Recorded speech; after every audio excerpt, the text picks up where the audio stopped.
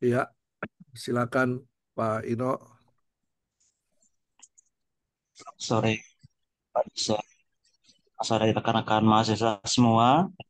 Untuk mempercepat kabar kita, saya mempersilakan Saudara Demison untuk membawa kita dalam doa pembuka.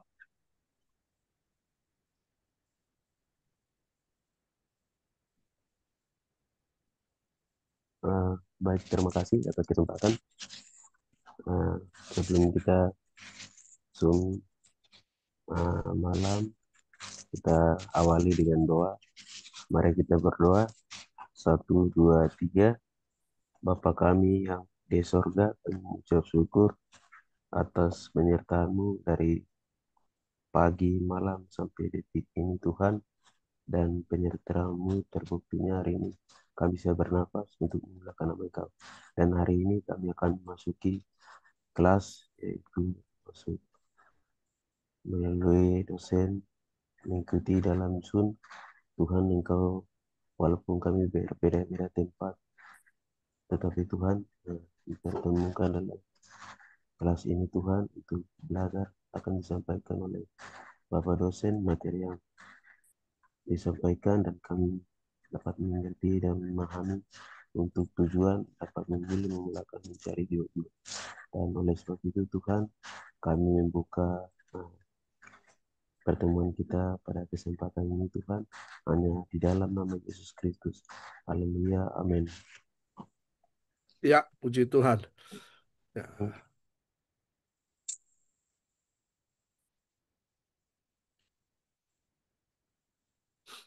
Oke, kita akan mulai. Ya, sebentar saya.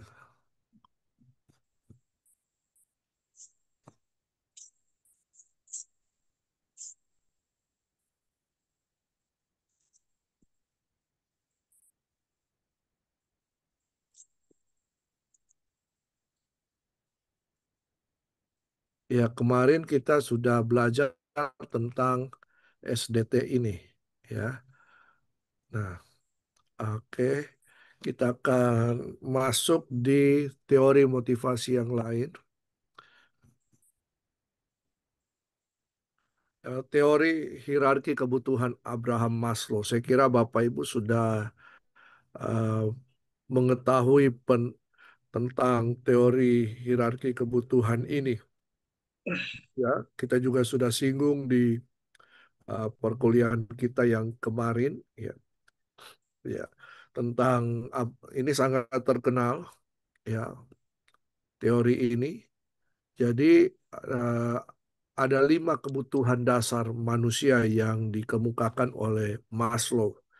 Yang pertama ada kebutuhan fisiologis, lalu yang kedua kebutuhan akan rasa aman, yang ketiga kebutuhan sosial, lalu keempat kebutuhan dihargai, dan yang kelima aktualisasi diri. Nah, jadi eh, ini tiap level kebutuhan.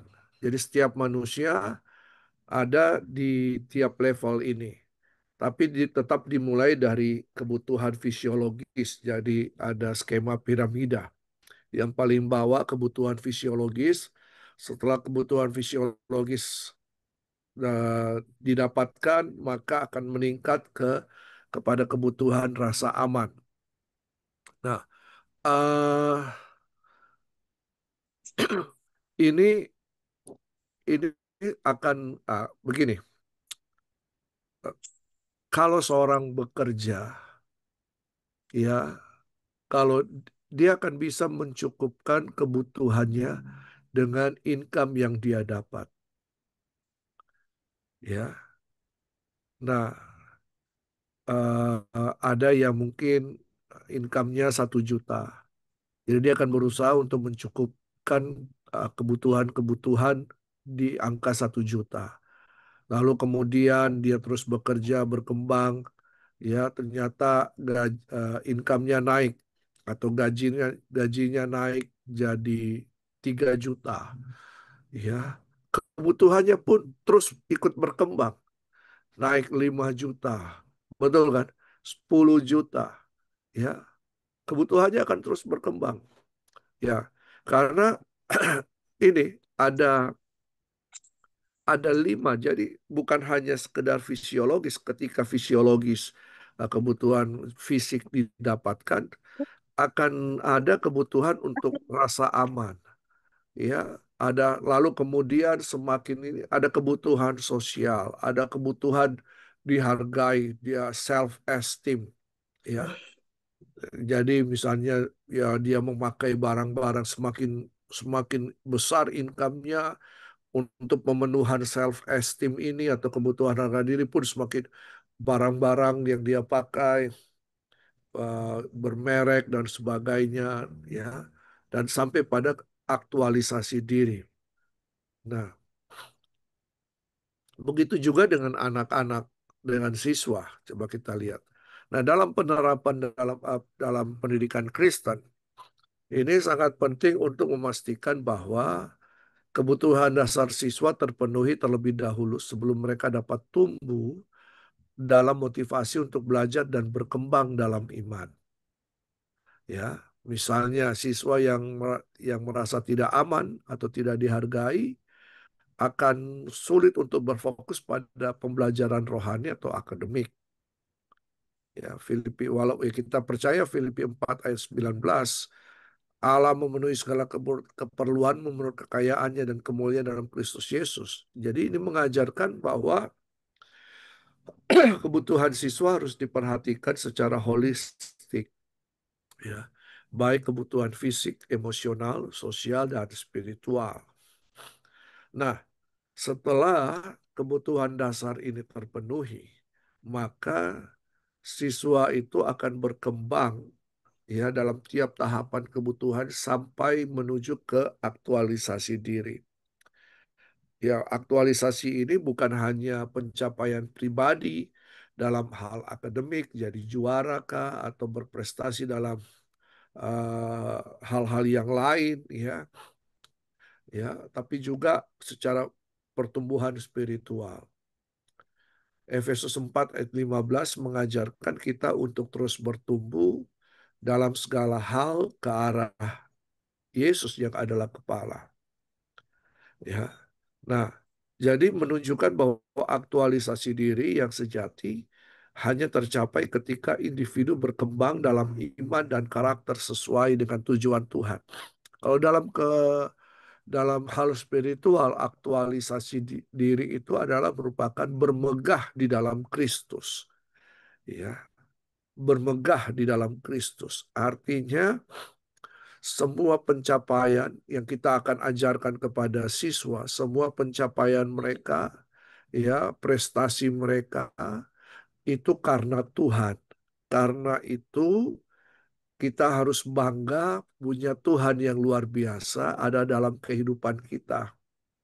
Bukan untuk sombong, menyombongkan diri, tetapi bermegah dalam Kristus berarti lewat semua prestasi kita, kita memuliakan nama Tuhan.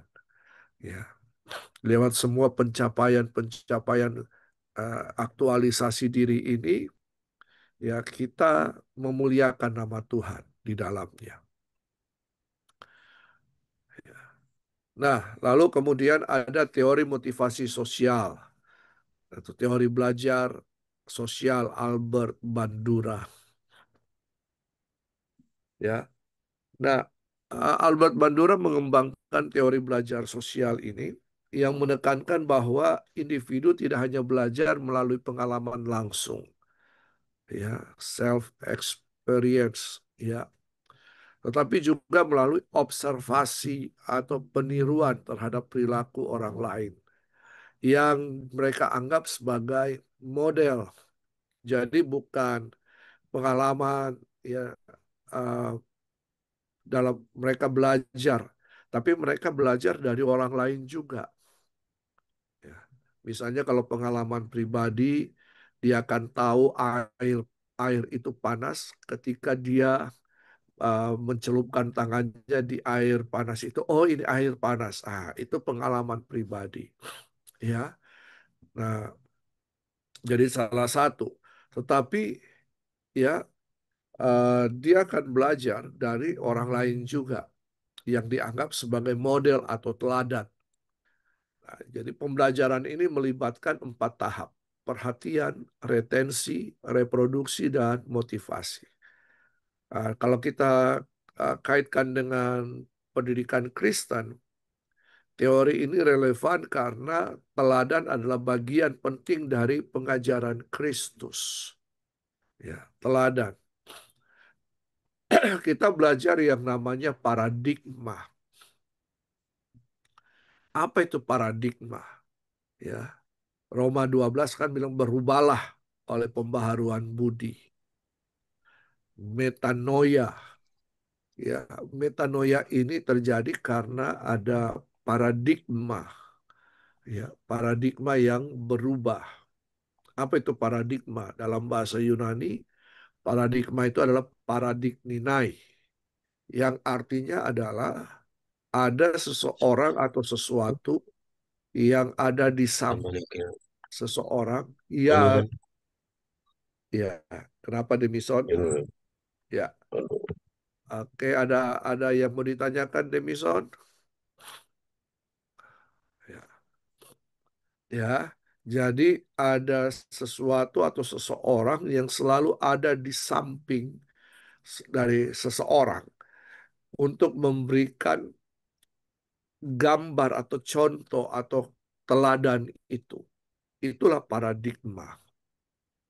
Jadi misalnya saya di samping saya itulah yang memberikan contoh atau teladan yang saya bisa tiru, saya bisa amati, lalu kemudian saya tiru apa yang dia lakukan. Nah, jadi paradigma itu adalah sesuatu atau seseorang yang ada di samping, yang berjalan bersama-sama, yang memberikan contoh atau gambaran.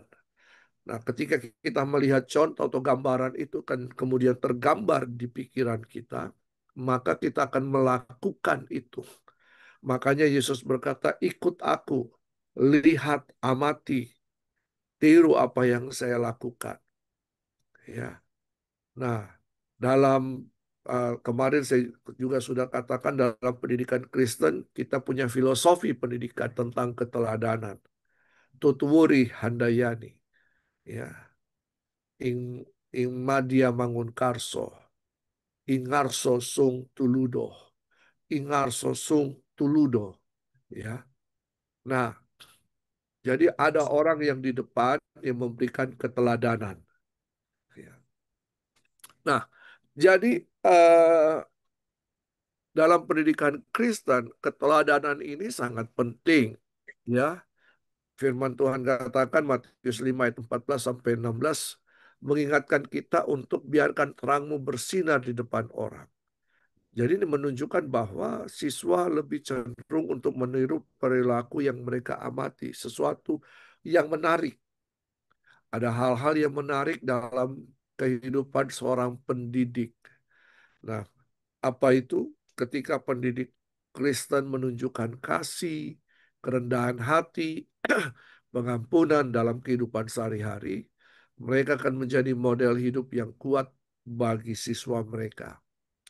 Nah, dengan demikian, pendidik Kristen dapat meningkatkan motivasi intrinsik siswa untuk mengikuti teladan hidup Kristus dan mengamalkan ajarannya. Kita bersyukur ya bahwa Tuhan kita bukanlah Tuhan yang jauh, yang hanya ada di awan-awan sana, ya, dan hanya memberikan firman-Nya kepada kita. Tetapi Tuhan kita itu berinkarnasi, Sang Firman berinkarnasi jadi manusia dan tinggal di tengah-tengah manusia. Sehingga ya Alkitab merupakan apa? Alkitab adalah laporan dari pengamatan orang yang menulis tentang ada satu pribadi yaitu pribadi Yesus Kristus. Ya. Kalau kita belajar teologi, bahwa Alkitab itu kan terdiri dari tulisan-tulisan, kurang lebih sekitar 40-50 orang dalam kurun waktu 1.500 tahun.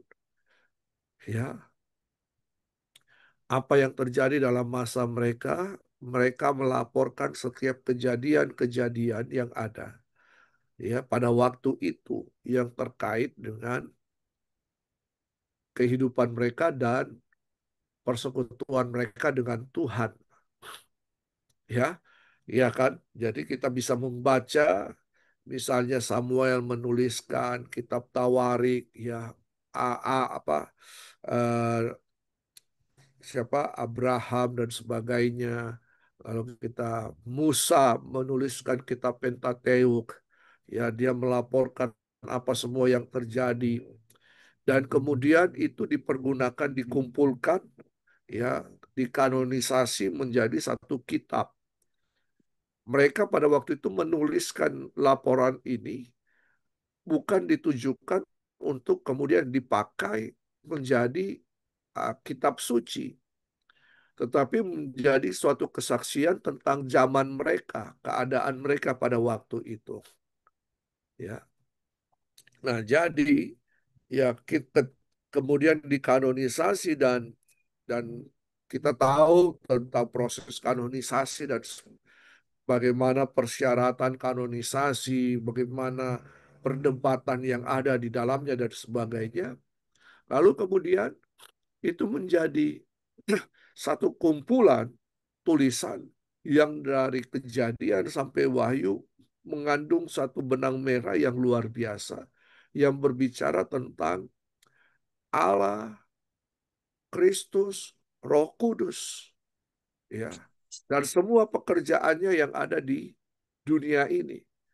Nah, Yesus Sang Firman kemudian berinkarnasi jadi manusia, ada di dalam kehidupan di tengah-tengah manusia. Dia menunjukkan perbuatan-perbuatan atau pekerjaan-pekerjaan baik, karakter hidup yang baik, pengajaran-pengajaran yang baik, cara hidup yang baik, dan sebagainya, yang kemudian menjadi teladan bagi pengikut-pengikutnya, termasuk kita. Jadi kita bersyukur bahwa kita tidak meneladani Tuhan yang awang-awang, yang mengawang-awang, yang tidak terlihat, yang kita hanya diberikan firman-Nya saja. Tetapi kita meneladani firman yang hidup, yaitu Yesus Kristus itu sendiri. Ini contoh keteladanan yang ada.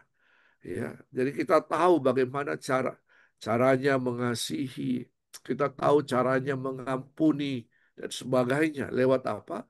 Lewat kehidupan Yesus. Ya, kita bersyukur ya bahwa firman jadi manusia ada di tengah-tengah kita, memberikan contoh keteladanan dalam kehidupan setiap orang percaya. Makanya kata Kristen itu pertama kali disebutkan di Antioquia tahun 49 atau 50 Masehi. Ya, kenapa? Karena cara hidup orang-orang ini berbeda dengan cara hidup orang-orang di Antioquia. Cara hidup orang-orang ini adalah meniru cara hidup Kristus. Teladan mereka Kristus. Ya, berbeda. Makanya disebut Kristen. Ya, pengikut-pengikut Kristus atau gaya hidup Kristus. Kristus-Kristus kecil. Nah, karena itu prinsip keteladanan ini sangat penting dalam kehidupan orang percaya. Ya, ini yang harus disadari oleh semua orang percaya bahwa mereka mengemban satu tugas untuk memberikan keteladanan hidup, bukan hidup hanya bagi dirinya sendiri dan tidak peduli orang lain. Ya, dia hanya hidup uh, untuk mengembangkan rohani saja, lalu tidak peduli dengan keadaan di sekitarnya.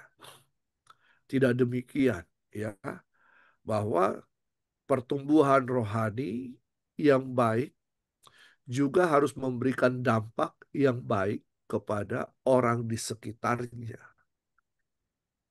Ya. Nah, ini yang harus kita pahami bersama-sama. Sekali lagi, pertumbuhan rohani yang baik harusnya memberikan dampak yang baik kepada orang di sekitarnya. Sehingga mereka merasakan Yesus dalam kehidupan saya, Bapak Ibu Saudara. Mereka bisa melihat kehidupan Yesus lewat kehidupan saya, Bapak Ibu Saudara. Kejadian 1 ayat 26 berkata apa? Baiklah kita menciptakan manusia menurut gambar dan rupa kita. Jadi seharusnya ketika saya lihat Pak Inho, saya lihat Ibu Selina, saya lihat Pak Demison, ya, saya lihat Ibu Carolina, saya lihat Pak Victor, saya lihat Pak Vince, saya lihat Ibu Cindy, ya, saya melihat Yesus dalam hidup kita semua. Ya, seharusnya seperti itu. Karena kita diciptakan menurut gambar dan rupa Allah. Allah adalah roh.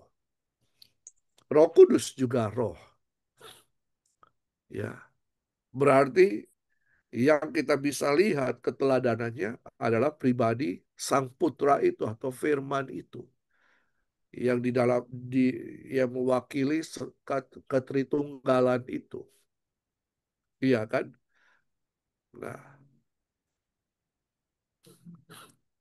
Nah, motivasi dalam teori Bandura ini berkaitan dengan faktor penguatan.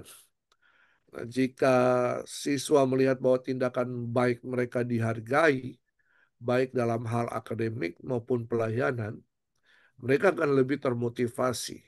Jadi penguatan itu bisa berupa pujian yang membangun. Sekecil apa pujian kita kepada mereka, itu sangat berarti. Ya, kita orang-orang bule adalah orang yang suka memberikan apresiasi. Ya, ya walaupun hanya ketemu sebentar, tapi dia sudah bisa memberikan apresiasi. Good job, misalnya ya. Wow, wow, gitu ya. Jadi itu itu itu memberikan pujian yang membangun. Ya, kalau mereka walaupun salah, saya ingat dulu, apakah saya nggak tahu Bapak Ibu masih ingat yang namanya Pak Tino Sidin? Kenal nggak Pak Tino Sidin? Zaman TVRI. Ibu Selina tahu Pak Tino Sidin? Tidak Ya, tahu ya? kenal. Ya, Ah, Ibu Paulina tahu Pak Tino Sidin? tidak tahu, Pak. Oh, tidak tahu. Dulu zaman saya masih kecil, tahun ya ya tahun 80-an, 90-an, itu ada salah satu acara di TVRI. Acaranya adalah menggambar bersama Pak Tino Sidin. Ya. Jadi dia mengajar cara menggambar. Lalu kemudian ada banyak anak-anak yang kirim gambarnya ke Pak Tino. Lalu kemudian setelah dia ajar, lalu dia mulai lihat gambar anak-anak itu. Ya, dia tidak pernah bilang ini tidak bagus. Ya, terhadap gambar, walaupun gambar itu memang terlihat kurang bagus, kurang menarik, tapi dia bilang ini bagus. Ya, dia akan lagi ini, wah ini gambar yang bagus, ini gambar yang bagus. Dia memberikan motivasi, dia memberikan pujian supaya anak itu terus berkarya. Ya, orang tua yang kurang memberikan pujian kepada anaknya mengakibatkan anak itu akhirnya kekurang tidak apa tidak percaya diri, ya, tidak percaya diri. Akhirnya dia susah untuk mengembangkan potensi kemampuan dirinya. Nah, jadi apresiasi ini atau pujian yang membangun ini, ya bukan untuk makan puji, bukan ya. Ya, bukan untuk makan puji atau kepujian, kapujian orang Makassar bilang. Tapi untuk memberikan dorongan, motivasi, semangat. Ayo, lebih lagi. Ya, mungkin menjawab, dia salah menjawab pertanyaan kita atau salah mengerjakan soal di papan tulis, kita tetap memberikan apresiasi. Wow, kau sudah berusaha dengan luar biasa. Ya, kembangkan, ya, terus maju dan sebagainya. Ya, puji dia. Ya, puji apapun yang bisa kita puji. Ya, mungkin hari ini dia datang cepat. Kita puji dia. Wah, kau teladan ini. Kau datang cepat. Ini luar biasa. Biasanya dia datang terlambat. Ya. Jadi segala sesuatu bisa kita jadikan pujian. Ya. Untuk apa? Membangun dirinya. Nah, jadi uh, ini motivasi memberikan penguatan ini sangat penting. Ya. Nah, teori motivasi dalam pembelajaran Kristen juga mengintegrasikan motivasi dan iman.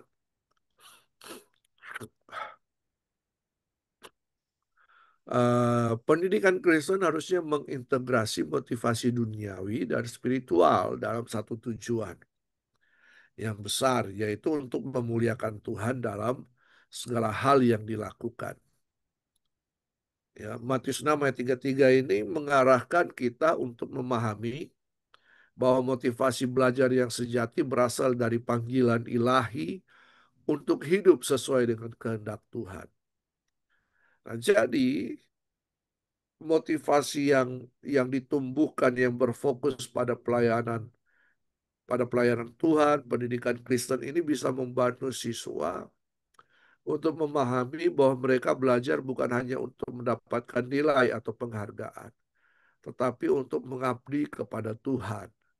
Ya, motivasi dalam bidang akademik, ya, mereka mendapatkan apresiasi dalam bidang akademik, tapi kita bisa bungkus itu dengan hal spiritual, ya, bahwa setiap pencapaian mereka adalah untuk kemuliaan nama Tuhan. Tuhan sudah memberikan hikmat, kau sudah pengetahuan, ya, kau sudah mengembangkan itu untuk kemuliaan nama Tuhan. Ya. Nah, motivasi dalam pembelajaran Kristen juga, ya, bukan hanya tentang mengajak siswa untuk mencapai prestasi akademik atau memperoleh pengakuan dari orang lain, tapi motivasi dalam pendidikan Kristen seharusnya mengharap pada tujuan yang lebih tinggi, yaitu melayani Tuhan, mengembangkan hubungan yang lebih dalam dengan Kristus, dan mengamalkan nilai-nilai Kristen dalam kehidupan sehari-hari. Nilai-nilai Kristus, ya. Kristen pengikut-pengikut Kristus, nilai-nilai kerajaan Allah. Oleh karena itu, bagi pendidik Kristen, kita tidak hanya memperhatikan faktor-faktor eksternal saja untuk memotivasi siswa, seperti penghargaan atau nilai, tapi juga untuk menumbuhkan motivasi dari dalam yang berakar pada iman dan panggilan hidup sebagai pengikut Kristus. Tujuan pembelajaran dalam perspektif Kristen, belajar adalah sebuah bentuk ibadah kepada Tuhan. Ya, Kolose 3 ayat 23 ayat yang mendasarinya. Jadi kita harus memotivasi, ya, kepada siswa kita bahwa pembelajaran harus berasal dari kesadaran bahwa apa yang kita pelajari dan lakukan ini adalah bagian dari pelayanan kita kepada Tuhan. Ya, sebuah pengamalan pengetahuan atau pengamalan ilmu yang kita dapat itu merupakan bentuk pelayanan kita kepada Tuhan. Ya. Jadi Roma 12 ayat 2 ini menekankan bahwa pendidikan Kristen tidak hanya untuk tujuan duniawi semata, tetapi untuk memperbaharui pikiran kita agar sesuai dengan kehendak Tuhan. Nah, jadi kita juga bisa menghubungkan motivasi dengan pengajaran Alkitabiah. Kita harus memperkuat motivasi itu dengan pengajaran Alkitabiah yang relevan.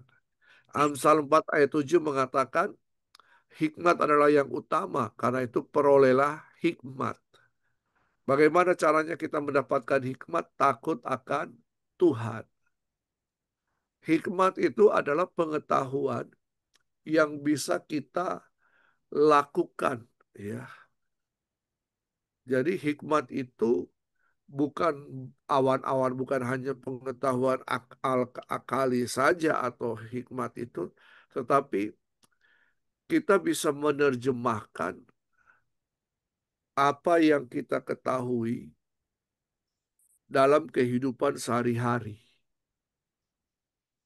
Ya, itu hikmat. Ya, dalam pendidikan Kristen bukan hanya pengetahuan duniawi, tapi pengetahuan yang membantu siswa untuk hidup sesuai dengan kehendak Tuhan.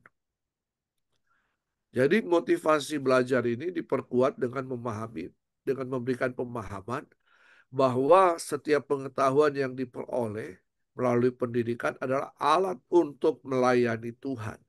Jadi hikmat ini yang menerjemahkan itu semua, ya, yang bisa menerjemahkan apa yang dipelajari oleh siswa sehingga itu bisa berguna dalam kehidupan pribadinya dan kehidupan sosialnya sebagai bentuk pelayanan dan menjadi berkat bagi sesama. Ya. Nah, siswa yang memahami bahwa pengetahuan bukan hanya untuk diri sendiri, tetapi untuk membangun kerajaan Allah akan lebih termotivasi untuk belajar dengan segenap hati. Jadi Matius 28 ayat 19 sampai 20 mengingatkan bahwa pembelajaran itu, bahwa menjadi murid itu bukan hanya sekedar menerima pengetahuan, tapi kita harus pergi untuk memberitakan atau mengajarkan kepada banyak orang, ya, termasuk dengan kebenaran firman Tuhan. Nah, menumbuhkan motivasi intrinsik berdasarkan kasih dan pelayanan. Jadi, motivasi yang paling murni dan kuat dalam pendidikan Kristen adalah motivasi yang didorong oleh kasih kepada Tuhan dan sesama. Kasihlah Tuhan Allahmu dengan segenap hatimu, kekuatanmu, akal budimu, dengan segenap jiwamu. Kasihilah sesamamu seperti dirimu sendiri. Ya, ini, ya, bahwa semua yang kita lakukan, semua yang kita kerjakan harus dilandaskan kasih kepada Tuhan dan kepada sesama. Ya. Nah, jadi kita harus menumbuhkan motivasi intrinsik siswa dengan mengajarkan bahwa mereka belajar dan bekerja adalah cara untuk mengasihi Tuhan dan sesama. 1 Korintus 10 ayat 31 mengajarkan kita, jika engkau makan atau minum atau apapun yang kamu lakukan, lakukanlah semuanya itu untuk kemuliaan Allah. Kalau bicara makan dan minum itu merupakan sesuatu hal yang sangat dasar kan dalam kehidupan ini. Jadi dalam hal yang paling dasar yang kita kerjakan, mungkin kecil, tidak bernilai, tidak, tapi kita harus mengerjakannya untuk kemuliaan Tuhan. Apalagi menjadi seorang pendidik, sesuatu yang luar biasa, ya. Nah, itu harus lebih lagi untuk kemuliaan nama Tuhan. Nah, jadi ada orang yang ditanya, apa tujuan hidupmu? Tujuan hidupku adalah memuliakan nama Tuhan. Bagi kita, wow. Tapi itu sesuatu yang abstrak, yang tidak bisa terukur, betul kan? Tujuan hidup saya memuliakan nama Tuhan. Bagaimana? Dalam bentuk apa kita memuliakan nama Tuhan? Kontennya apa? Iya kan? Berarti saya memuliakan nama Tuhan lewat saya menjadi siswa yang baik. Saya memuliakan nama Tuhan ketika saya memperhatikan teman saya. Saya memuliakan nama Tuhan ketika saya disiplin pribadi, tidak terlambat. Iya kan? Nah, itu sesuatu harus terukur, ya. Bukan hanya hidup hanya saya memuliakan nama Tuhan, tidak ada tujuan, tidak ada isinya di dalamnya. Yang jadi adalah ya ini juga merupakan hal yang harus kita pikirkan bersama-sama. Kita mengarahkan mereka untuk ada di dalam gereja.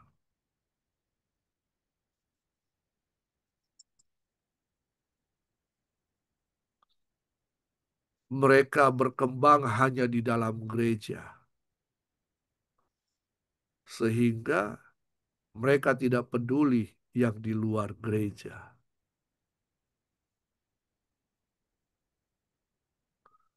Seharusnya kita mengarahkan mereka takut akan Tuhan.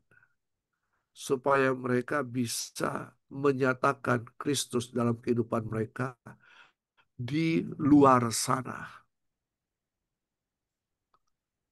Kita bangga dengan anak-anak kita yang melayani di gereja. Tetapi kemudian ternyata pergaulan mereka kacau beliau. Ada seperti itu? Ya, saya menemukan kasus di salah satu uh, daerah di Makassar. Anak-anak muda ini pokoknya ayo ikut terlibat melayani. Mereka melayani tamborin. Tetapi ternyata pacaran dengan yang beda agama. Akhirnya meninggalkan Yesus. Bukan cuma satu, tapi ada beberapa di gereja itu. Berarti apa yang salah? Anak-anak hanya didorong untuk melayani tanpa diberikan bekal yang kuat. Diberikan pemahaman yang kuat. Nilai-nilai kebenaran, nilai-nilai kerajaan Allah itu. Ya. Ternyata, nah, gereja sekarang juga sudah dipengaruhi oleh postmodernisme. Postmodernisme ini terlihat dari dua filosofi kehidupan. Yang pertama adalah hedonisme. Yang kedua adalah relativisme. Apa itu hedonisme? Kehidupan yang senang-senang. Ya. Jadi di gereja sekarang orang mau melayani kalau dia senang hatinya. Kalau dia bisa dapat kesenangan di dalamnya. Bisa mendapatkan kepuasan. Sehingga salah satunya adalah di gereja adalah tempat untuk menyalurkan hobi. Hobi nyanyi jadi apa? Singers atau jadi song leader. Atau masuk paduan suara. Hobi main musik, akhirnya jadi pemusik gereja. Karena hanya untuk apa? Menyalurkan hobi.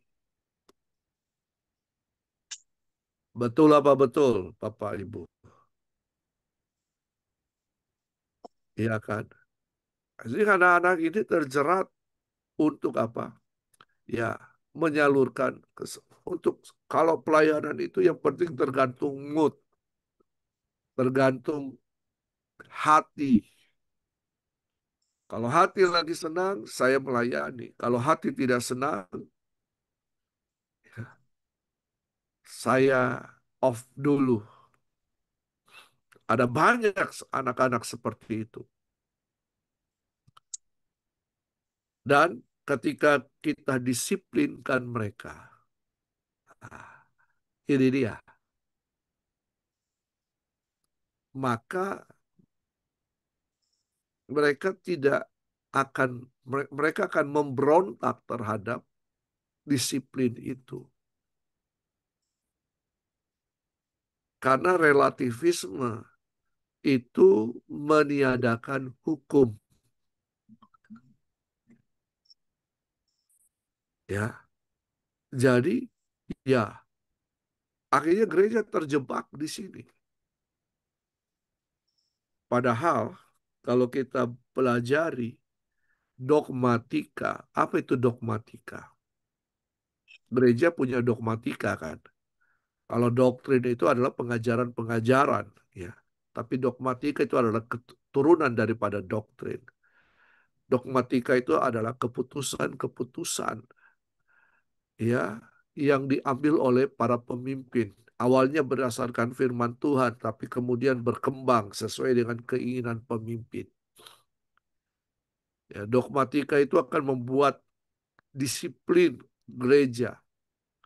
Langgar dogmatika atau aturan-aturan yang ada bisa bisa mengakibatkan ya jemaat atau pelayan dieksaminasi. Ya. Aturan-aturan dalam gereja termasuk aturan liturgi dan sebagainya. Aturan berpakaian, aturan dan itu dogma, itu dogmatika. Ya, itu dogmatika. Nah, jadi yang saya ingin tekankan di sini adalah mari kita bukan motivasi yang kita berikan itu harus dengan tujuan yang benar, tujuan yang baik. Ya, seperti tadi saya katakan kita bisa memberikan pujian ya dalam hal apa saja, tetapi tujuannya adalah untuk membangkitkan motivasi intrinsik mereka dalam melayani atau mengerjakan sesuatu. Ya, jadi ada dua di sini, kasih kepada Tuhan dan kasih kepada sesama. Ya, ini menjadi hal yang sangat penting. Dan ketika mereka ada di gereja juga, ya, bahwa kita harus mendidik mereka untuk benar-benar mengasihi Tuhan dan juga mengasihi sesama. Bukan hanya sekedar melayani untuk menyalurkan hobi, tetapi mereka melayani karena mereka tahu, mereka paham bahwa mereka sedang melayani Sang Raja di atas segala raja, Tuhan yang mereka sembah. Ya. Nah, menggunakan pendekatan holistik, ini dimensi spiritual, sosial, dan emosional. Ya. Filipi 4 ayat 8 mengajarkan kita untuk segala sesuatu yang benar, yang mulia, yang adil, dan yang suci. Ini menyangkut menyangkut semua aspek kehidupan siswa, baik dalam berpikir, berperilaku, maupun dalam hubungan mereka dengan Tuhan dan sesama. Nah, jadi pendekatan holistik dalam pendidikan Kristen ini mengajarkan bahwa motivasi untuk belajar tidak hanya didorong oleh keinginan untuk mendapatkan nilai atau penghargaan, tetapi oleh panggilan untuk hidup sesuai dengan prinsip-prinsip Kristiani. Saya ada kirimkan di WA Group kan, ya, ada kirim di WA Group tentang seorang yang dihukum. Dia berkata seharusnya ibu ada di sini. Ya, nah itu kan keteladanan, pembiaran. karena terlalu memanjakan anak dan sebagainya. Dan saya menemukan ya bahwa semua yang dilakukan oleh anak-anak itu di luar itu berasal dari rumah, terutama orang tua. Jadi peran orang tua itu sangat-sangat penting. Ya. Jadi semua yang terjadi terhadap dalam diri si anak ini itu karena ada peran dimulai oleh peran orang tua.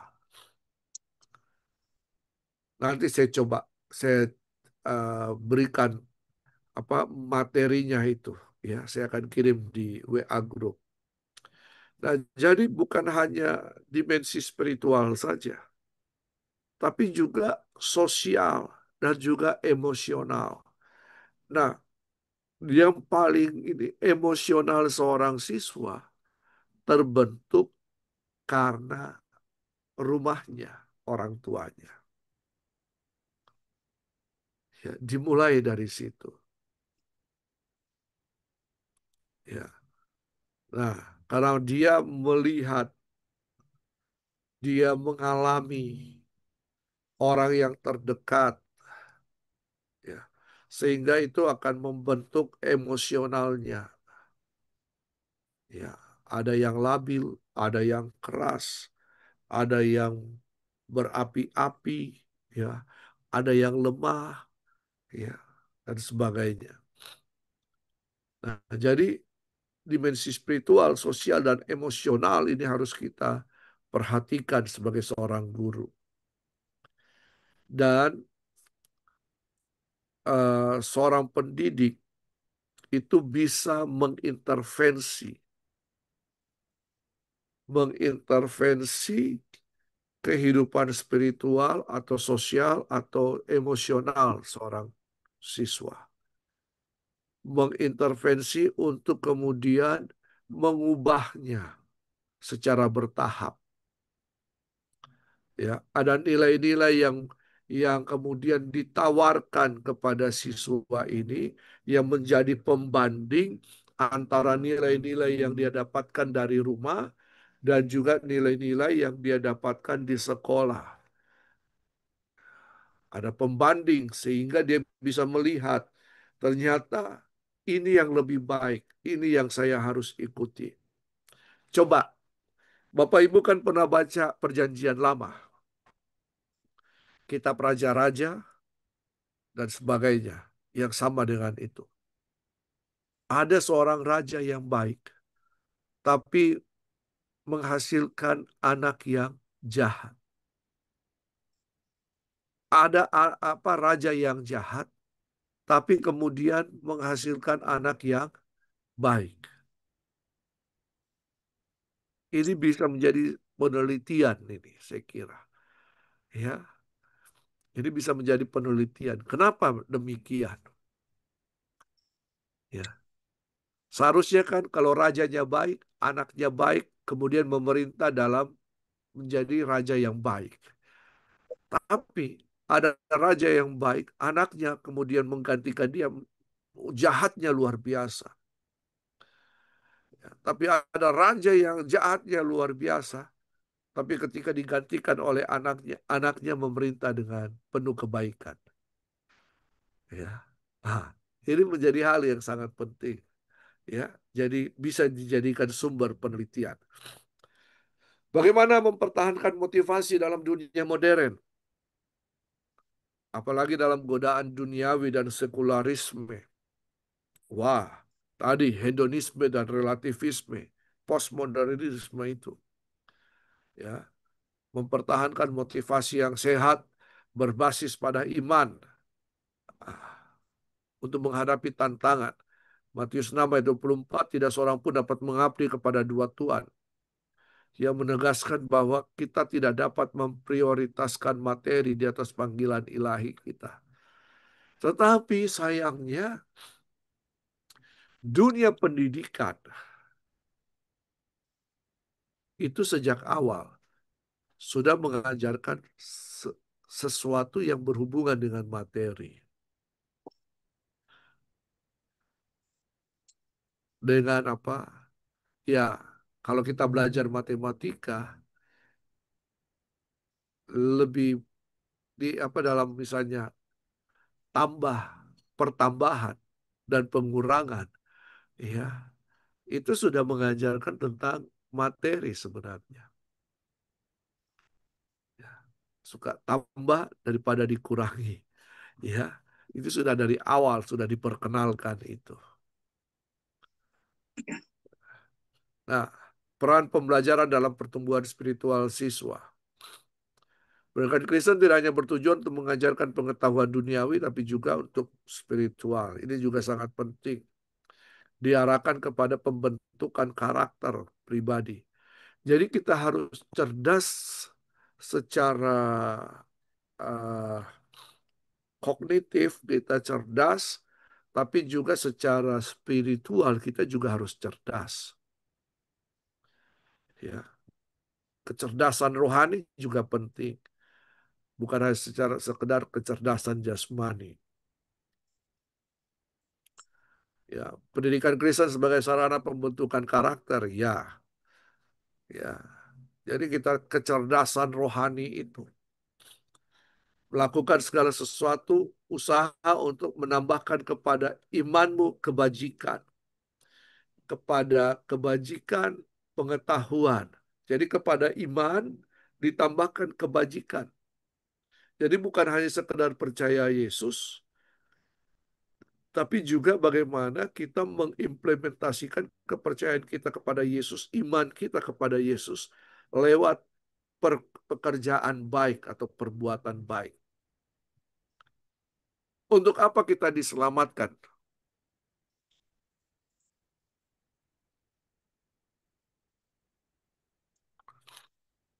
Menurut Bapak Ibu, untuk apa saya, Bapak Ibu Saudara diselamatkan? Atau kita bicara tentang keselamatan, tujuan dan tujuannya. Untuk apa? Untuk apa kita diselamatkan?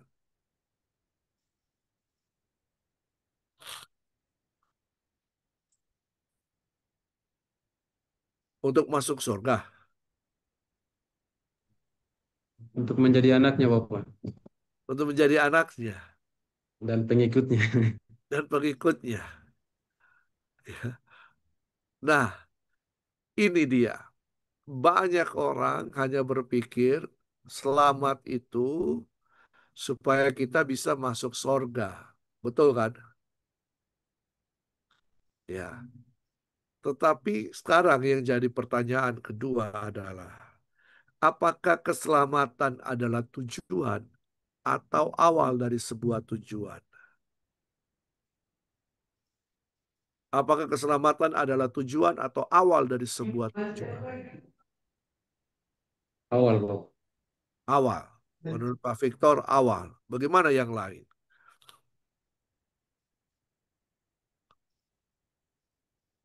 Ya, apakah keselamatan itu adalah sebuah tujuan atau awal dari sebuah tujuan?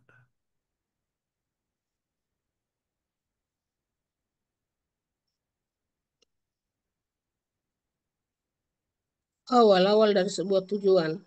Ya, awal dari sebuah tujuan. Untuk apa tujuannya? Apa tujuannya?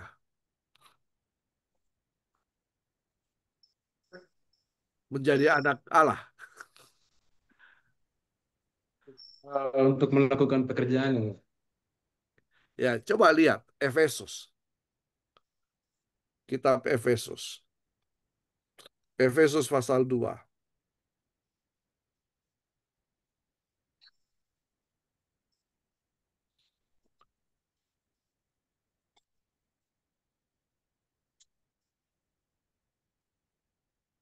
Coba kita lihat mulai ayat 1 sampai ayat 10.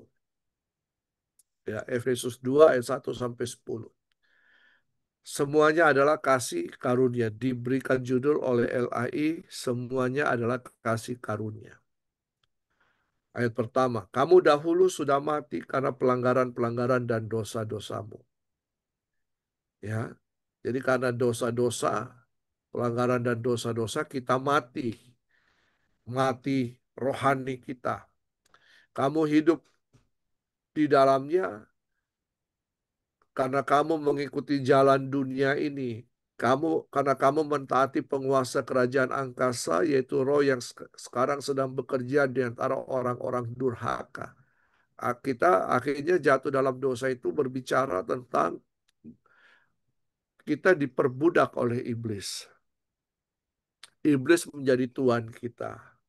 Sebenarnya dahulu kami semua juga terhitung di antara mereka. Ini Paulus mengatakan, ketika kami hidup di dalamnya, di dalam hawa nafsu daging dan menuruti kehendak daging dan pikiran kami yang jahat. Pada dasarnya kami adalah orang-orang yang harus dimurkai sama seperti mereka yang lain. Ya, yang orang yang berdosa akan mendapatkan penghukuman kekal. Tetapi Allah yang kaya dengan rahmat oleh karena kasih-Nya yang besar yang dilimpahkannya kepada kita, telah menghidupkan kita bersama-sama dengan Kristus, sekalipun kita telah mati oleh kesalahan-kesalahan kita.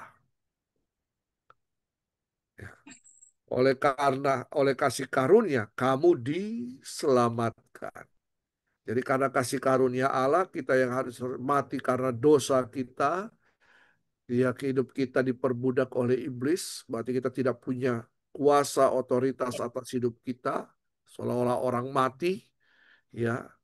Tapi oleh karena kasih karunia, kita dihidupkan, diselamatkan. Dan dalam Kristus Yesus Ia telah membangkitkan kita juga dan memberikan tempat bersama-sama dengan Dia di sorga. Supaya pada masa yang akan datang Ia menunjukkan kepada kita kekayaan kasih karunia-Nya yang berlimpah-limpah sesuai dengan kebaikannya terhadap kita dalam Kristus. Coba perhatikan ayat 8. Sebab karena kasih karunia kamu diselamatkan oleh iman. Jadi kita diselamatkan karena kasih karunia bertemu dengan iman kita. Iman percaya, kita percaya kepada Yesus, kasih karunia itu menyelamatkan kita. Itu bukan hasil usahamu, tetapi pemberian Allah. Itu bukan hasil pekerjaanmu, bukan karena perbuatan kita, bukan karena usaha kita, kita diselamatkan. Tapi karena kita percaya kepada Yesus, dan kemudian kita mendapatkan kasih karunia itu. Lalu jangan ada orang yang sombong dengan itu atau memegahkan diri. Seolah-olah berkata, ini karena perbuatan saya, ini karena kemampuan saya. Tapi karena kasih karunia kita diselamatkan. Kita percaya itu. Cuman untuk apa setelah kita diselamatkan? Untuk apa kita diselamatkan? Apa tujuan daripada keselamatan? Perhatikan baik-baik ayat 10.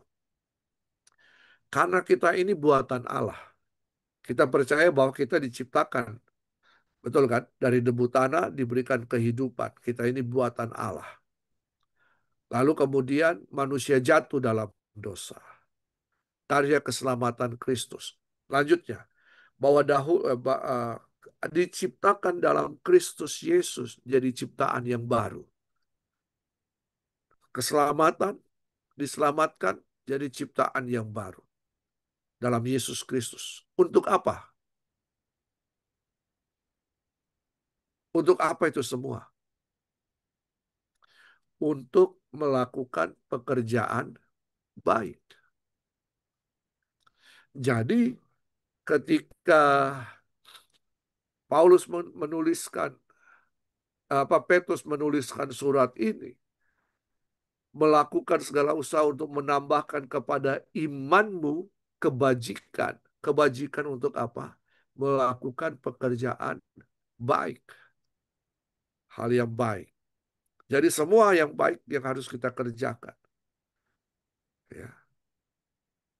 Jadi keselamatan itu tujuannya supaya kita di dalamnya ada tujuan untuk melakukan pekerjaan baik yang dipersiapkan Allah sebelumnya. Kalau bicara sebelumnya itu berbicara tentang ketika manusia diciptakan.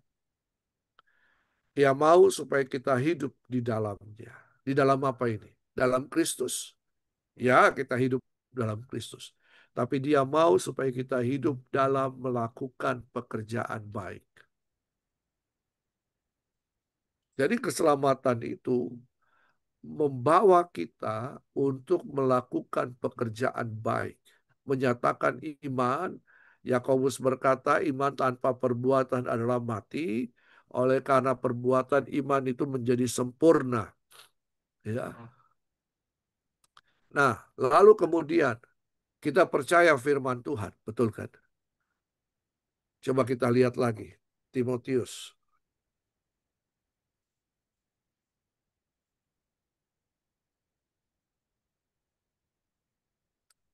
Dua Timotius 3 ayat 16. Mulai ayat 15. 2 Timotius 3 ayat 15.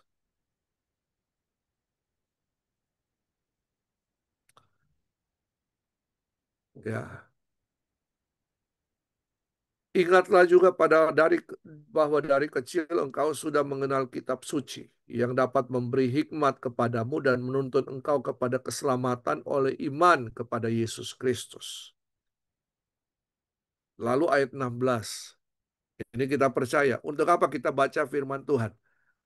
Untuk apa firman Tuhan diberikan kepada kita? Alkitab itu diberikan. Segala tulisan yang diilhamkan Allah, kita percaya bahwa Alkitab itu adalah tulisan yang diilhamkan Allah.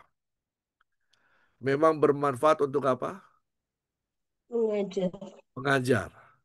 Kita percaya Alkitab bermanfaat untuk mengajar kita. Lalu untuk menyatakan kesalahan. Ya, untuk memperbaiki kelakuan. Dan untuk mendidik orang dalam kebenaran. Apakah sampai di situ?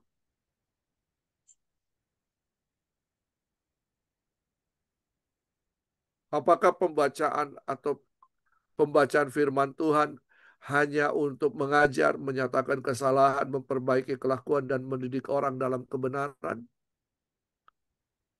Ternyata tidak sampai di situ saja. Ayat yang ke-17. Dengan demikian, apa itu dengan demikian? Semua yang ada di ayat 15, ayat 16 itu. Dengan demikian, tiap-tiap manusia kepunyaan Allah, ini dia, ada kata apa? Diperlengkapi. Bagaimana kita diperlengkapi? Kitab suci memperlengkapi kita.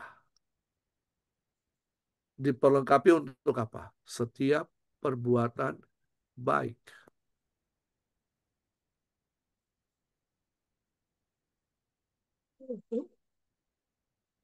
Iya kan?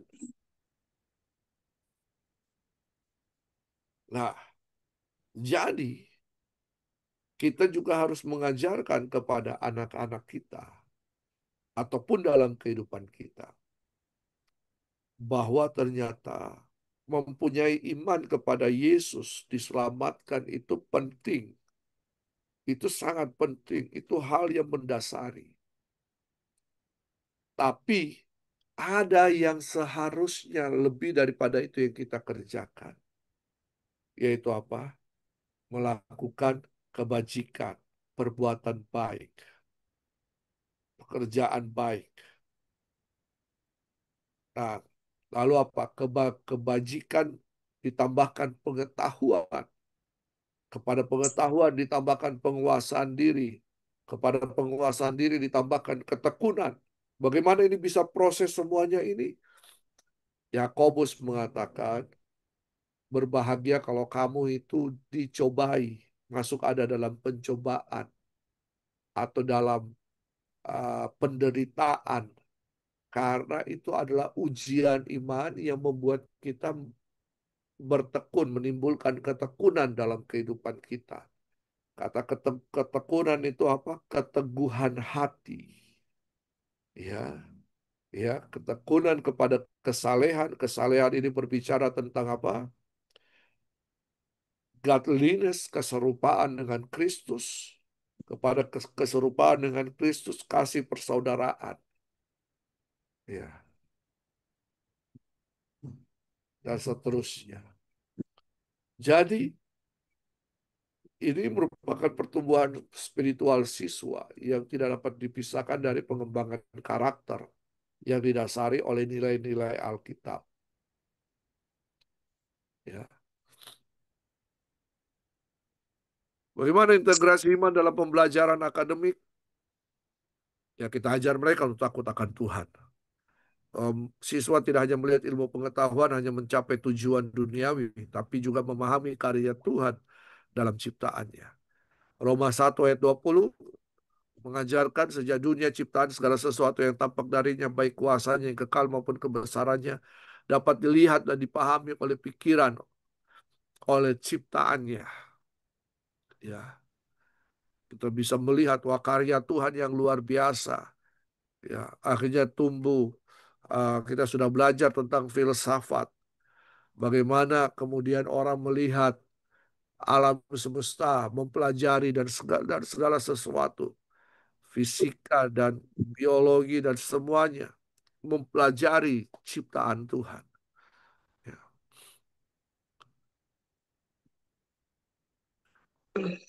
Pembelajaran berbasis doa dan firman.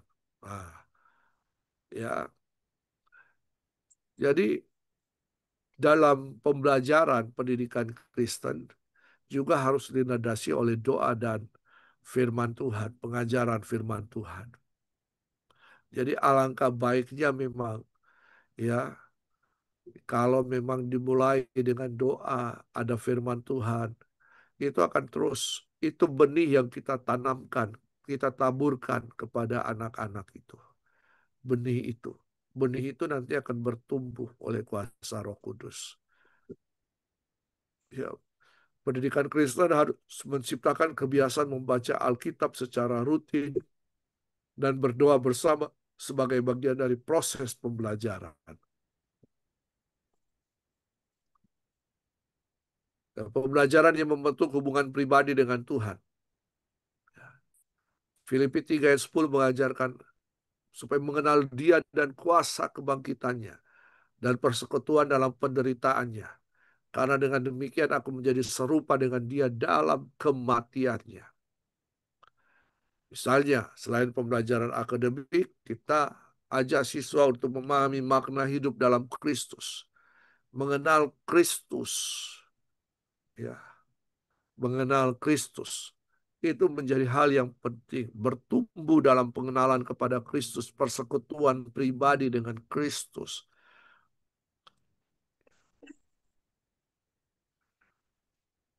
Pembelajaran yang mendorong pelayanan dan tanggung jawab. Ya, misalnya siswa didorong untuk memiliki tujuan hidup yang tinggi tadi, yang tidak hanya soal emosionalnya saja, soal spiritualnya saja, tetapi soal sosialnya juga. Ya. Nah, bagaimana caranya? Menerapkan misalnya pembelajaran berbasis proyek yang menghubungkan siswa dengan pelayanan nyata. Ya, misalnya proyek pengabdian masyarakat yang melibatkan siswa dalam membantu orang yang membutuhkan, atau kegiatan gereja yang memberikan kesempatan kepada siswa untuk melayani. Ini akan membentuk siswa untuk tidak hanya mengumpulkan pengetahuan, tetapi juga melayani dengan hati yang penuh kasih. 1 Petrus 4 ayat 10, layani seorang akan yang lain sesuai dengan karunia yang telah diperoleh masing-masing. Dan mereka bisa bertanggung jawab, belajar untuk bertanggung jawab terhadap kepercayaan itu. Evaluasi spiritual dalam pendidikan. Ya, ini harus evaluasi ini mencakup pertumbuhan rohani siswa, bukan hanya akademik mereka. Bagaimana kita bisa mengevaluasi pertumbuhan rohani mereka? Lewat gaya hidup yang mereka lakukan sehari-hari. Ya, lewat perkataan mereka, lewat perbuatan mereka. Itu merupakan cerminan daripada pertumbuhan rohani mereka. Kita ajar mereka untuk memuji Tuhan, berbicara yang baik, memikirkan yang baik. Tetapi ternyata mereka tetap berkata-kata, ya, berkata-kata yang kurang baik, bahkan ada unsur bicara kotor di dalamnya, terus-menerus. Berarti belum terjadi pertumbuhan rohani yang baik. Itu ada indikator-indikator yang kita bisa tetapkan, ya. Ini dia evaluasi sebagai evaluasi kita. Kalau dia suka menolong sesama, memberikan bantuan dan sebagainya, bersikap ramah dan ya itu merupakan salah satu indikator. Tapi bukan bukan berarti ini yang sempurna. Tapi kita bisa melihat, kita juga bisa merasakan itu sebagai seorang pendidik, ya pengalaman-pengalaman iman mereka bersama Tuhan. Nah, tantangan dan strategi dalam mengelola motivasi dalam pembelajaran. Ya, ini ada tantangan psikologis yang sering dihadapi, ya, yang dihadapi oleh siswa dalam mengelola motivasi. Yang pertama, tantangan psikologis kontemporer dalam pendidikan. Itu apa?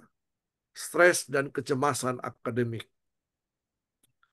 Tekanan untuk berprestasi tinggi dapat menyebabkan stres dan kecemasan pada siswa. Jadi penelitian menunjukkan bahwa ekspektasi akademik yang tinggi seringkali berhubungan dengan peningkatan tingkat stres dan gangguan emosional pada siswa. Jadi kita ya di samping mereka harus berprestasi, tapi kita juga harus mengajarkan cara menikmati prosesnya, ya, cara menikmati sehingga lewat proses-proses itu mereka juga bisa bersyukur, bisa menikmati. Saya kemarin khotbah tentang bagaimana kita bisa menikmati setiap pertumbuhan kehidupan. Ya. Nanti Bapak Ibu bisa lihat di YouTube atau di Instagram saya ada poin-poinnya di situ. Ya. Yang pertama bahwa setiap proses adalah hadiah dari Tuhan. Lalu kita harus syukuri dan kita harus terus mengandalkan Tuhan di dalamnya. Ya, lalu ada apa lagi? Tantangan pengaruh media sosial dan teknologi digital. Ya, dengan mudahnya akses ke informasi media sosial ini dapat menyebabkan gangguan perhatian, stres dan masalah kesehatan mental lainnya. Ya, penggunaan media sosial yang berkelebihan ini bisa berkontribusi pada gangguan tidur dan kecemasan dan juga mempengaruhi konsentrasi siswa dalam belajar. Apalagi anak-anak yang tidak disiplin dalam penggunaan gadget. Bahkan sampai tengah malam masih dengan gadgetnya. Akhirnya waktu tidurnya terbatas. Dan itu akan mengganggu konsentrasi pembelajaran. Ya. Nah, misalnya itu. Lalu apa lagi? Perundungan atau bullying di sekolah. Ini juga dapat menyebabkan masalah psikologis, depresi, kecemasan, gangguan stres pasca trauma, PTSD, ya akhirnya ya berkembang ya dengan hal-hal yang lain. Ya. Ini mempengaruhi kesehatan mental daripada siswa tersebut. Nah, bagaimana kita secara uh, strategi psikologis untuk menghadapi tantangan-tantangan? Itu tadi itu 3 tantangan terbesar. Ya, itu 3 tantangan terbesar. Ada banyak tantangan ternyata. Ya. Tapi ya secara umum ya didukung oleh teori psikologi dan praktek ini telah terbukti efektif. Yang pertama adalah mengembangkan mindset positif. Ya, mengajarkan siswa untuk melihat tantangan sebagai peluang untuk tumbuh dan belajar, bukan sebagai hambatan. Nah, jadi ini mengembangkan pikiran positif. Ya. Nah, satu sisi mengembangkan pikiran positif ini sangat baik, tapi satu sisi akan menjebak kita. Ya, kita akan terjebak di dalamnya, sehingga kita hanya mengandalkan ya pikiran kita dan tidak lagi mengandalkan Tuhan. Itu bisa terjadi. Ya, lalu yang kedua mengatur tujuan yang realistis. Ya, membantu siswa menetapkan tujuan yang spesifik, terukur, dapat dicapai, relevan dan berbatas waktu. Smart, ya, itu smart, ya. Ini membantu siswa merasa terarah. Lucky dan Latham dalam teori mereka tentang penetapan tujuan menjelaskan bahwa tujuan yang jelas dan terstruktur dapat meningkatkan kinerja dan motivasi siswa. Lalu apalagi? Mengajarkan pengaturan diri, self-regulation.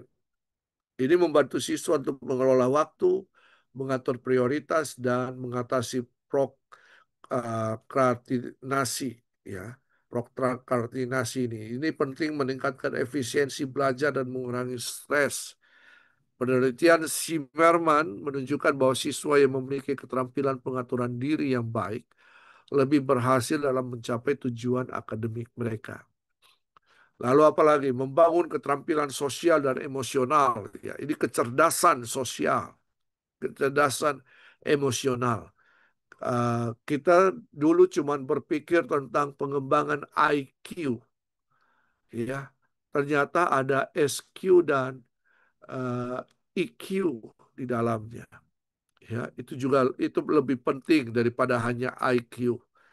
Ya.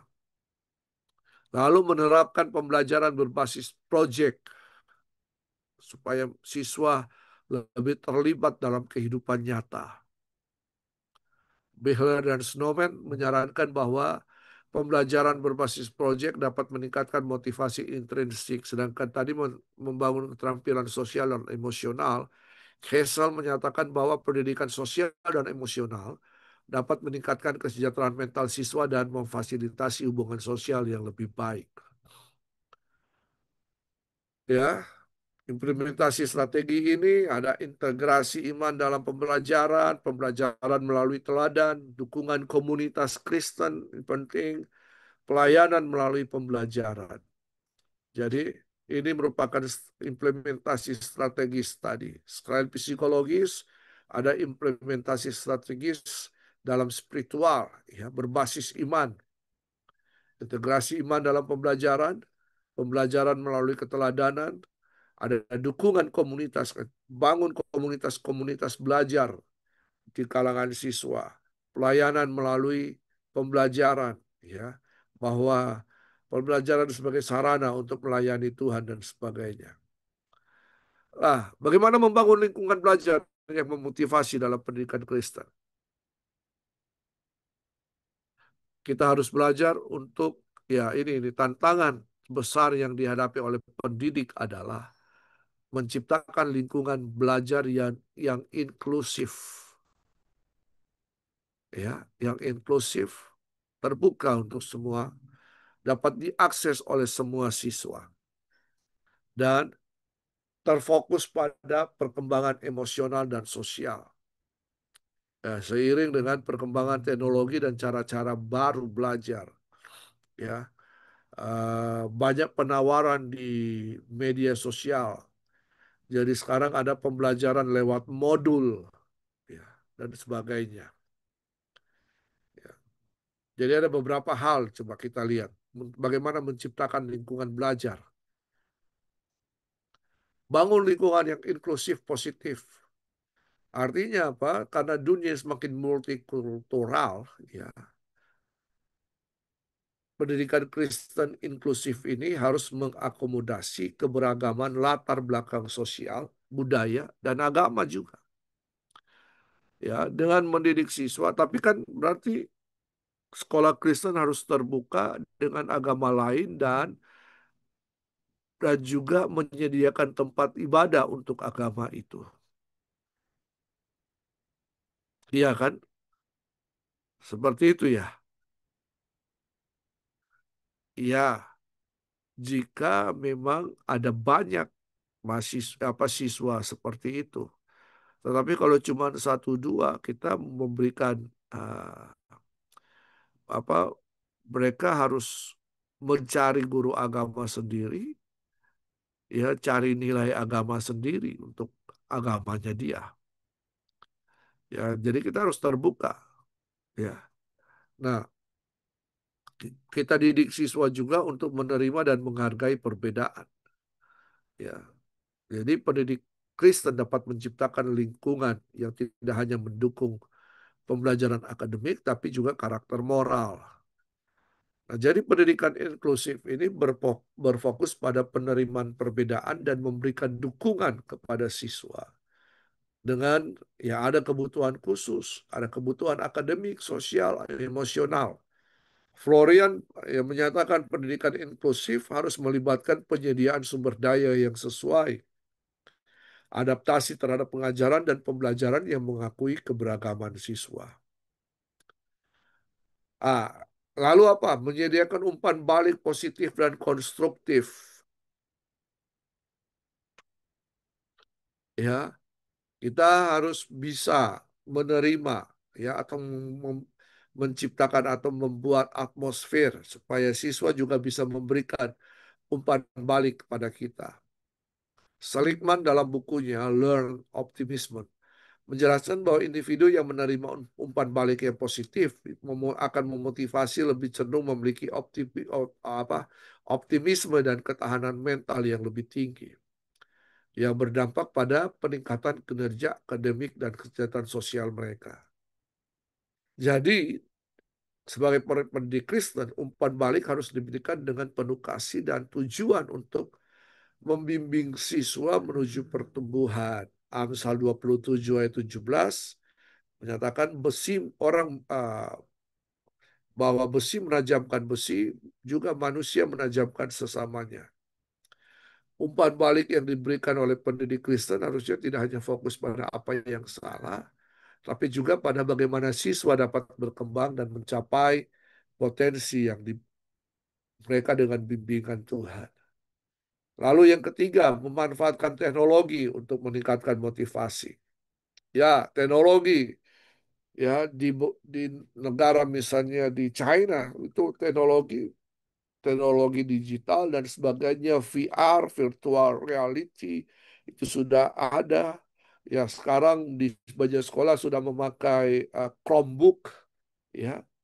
Situ ya teknologi ini juga penting ya juga dalam sisi spiritual menyediakan sumber daya Alkitab, bisa juga digunakan media untuk diskusi rohani, membangun komunitas online, ya bahkan ada yang uh,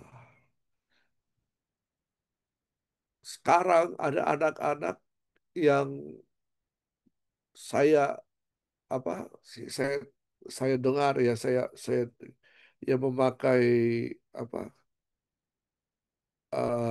game Roblox apa itu ya Roblox itu ada kemudian ada sarana di mereka ciptakan uh, gereja tempat ibadah duduk sama-sama begitu lalu ya dalam game itu ya ya dulu ada VR yang ada gereja-gereja menyediakan gereja ya dan sebagainya. Wah, ya membangun komunitas online. Apakah kita nanti akan ke sana? Ya, kita membuat avatar-avatar lalu kemudian kita ketemu nanti di dunia virtual itu. Ya, kita ibadah sama-sama di dunia virtual. Ya. Nah, hal yang kita tidak bisa, yang awalnya kita tidak pikirkan, tapi ternyata ya ada orang yang dulu saya ingat waktu zaman Facebook awal-awal ada komunitas gereja Facebook. Ya. Jadi liturginya kemudian dikirimkan kepada anggota-anggotanya. Jadi ada gereja Facebook. Ya, saya tidak tahu nanti mungkin ada gereja-gereja apa lagi yang muncul. Ya. Komunitas-komunitas rohani apa yang muncul. Karena banyak kan hari ini.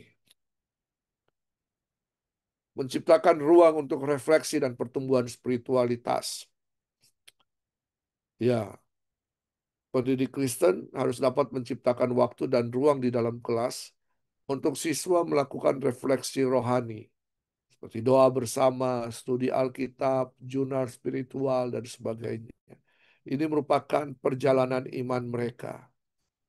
Lalu membangun komunitas Kristen dalam lingkungan belajar. Ya, karena di dalamnya siswa dapat saling mendorong dalam iman, dalam belajar, saling menguatkan satu dengan yang lain. Ya, komunitas ini bisa dibangun baik di dalam maupun di luar kelas melalui kelompok studi Alkitab, pelayanan sosial bersama, atau kegiatan gereja yang melibatkan siswa. Nah, Johnson dan kawan-kawan juga menekankan bahwa kolaborasi dalam kelompok belajar baik secara langsung maupun melalui platform digital ini dapat meningkatkan motivasi dalam pencapaian siswa. Oke, sampai sini. Apakah ada hal-hal yang ingin didiskusikan oleh Bapak Ibu? Silakan.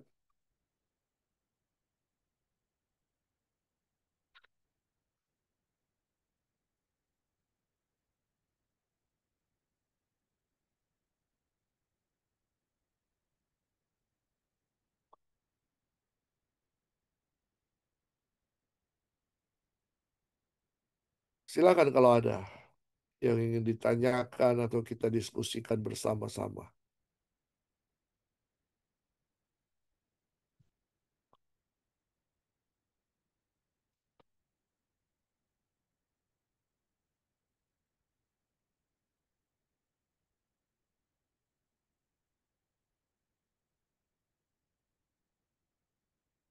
Di kelas filsafat, dulu Pak Vince paling banyak juga bicara. Karena di psikologi sini kenapa kurang ya?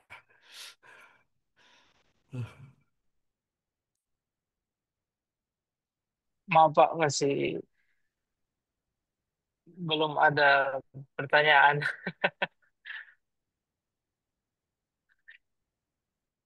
Ya, karena merupakan sesuatu yang membosankan.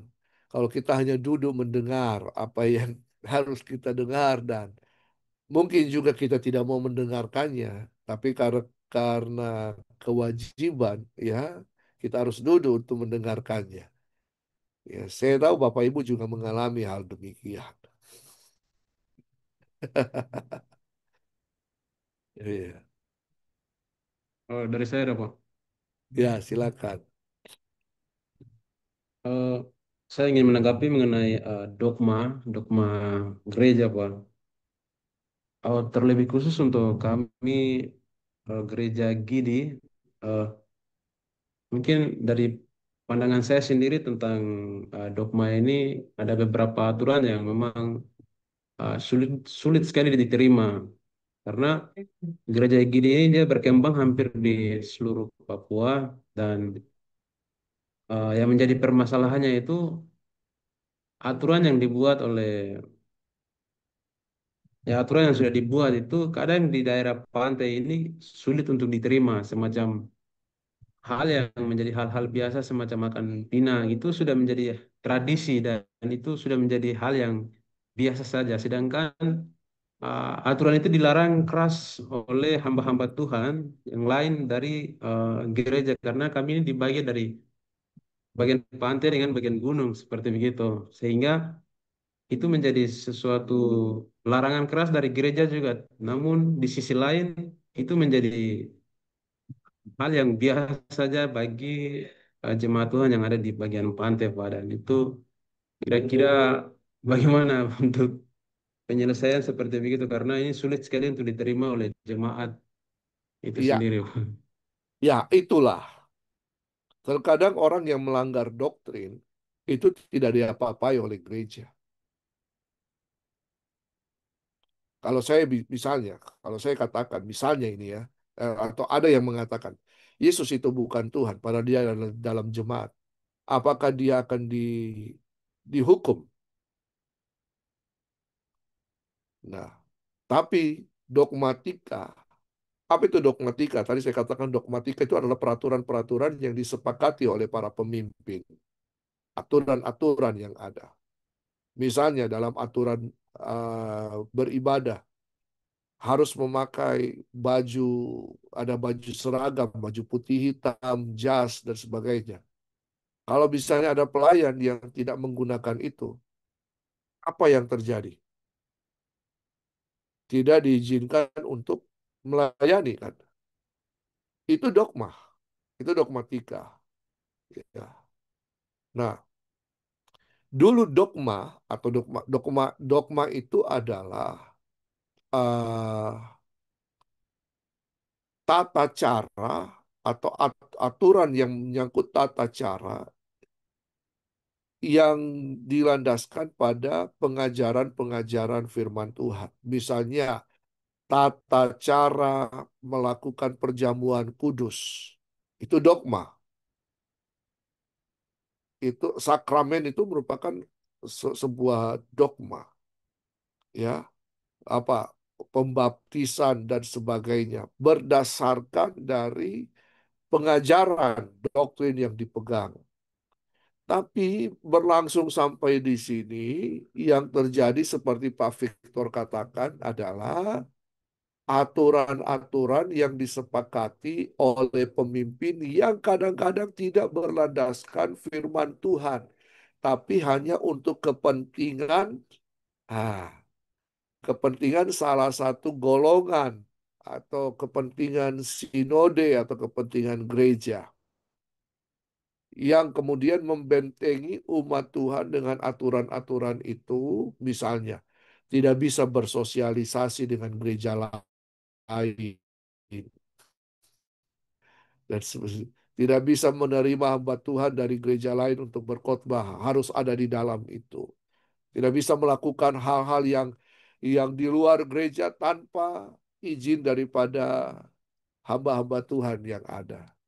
Ya, kalau melakukan itu, maka akibatnya akan ada disiplin rohani. Ya. Karena dulu saya mulai mengajar seperti ini, saya mengajar mulai dengan mengajar dogmatika. Dogmatika itu adalah apa yang dibahas dalam dogmatika awal-awal itu adalah dari bisa jadi dari uh, apa uh, pernyataan atau iman rasuli. Ya. Jadi dari situ dibahas turunannya, aturan-aturannya. Ya. Nah, jadi dari situ itu. Tapi sekarang sudah berlaku, dogmatika itu sudah berkembang jauh. Karena itu dalam dogmatika itu ada hal yang harus kita lakukan adalah kritisi setiap apa yang disampaikan di mimbar. Apakah itu sesuai dengan kebenaran atau tidak?